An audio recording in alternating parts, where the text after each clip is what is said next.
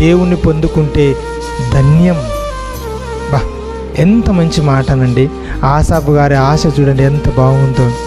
పైన చూడండి ఆశ్చర్యపోతాం, ఈ మాట ఎందుకన్నాడబ్బా అని ఆలోచిస్తే పైన చూడండి 25 చూడండి, ఆకాశమందు నీవు తప్ప నాకెవరున్నారు, నీవు నాకుండగా లోకములోనిది ఏది నాకు అక్కరలేదు. అబ్బా, ఎంత మంచి మాట చూడండి.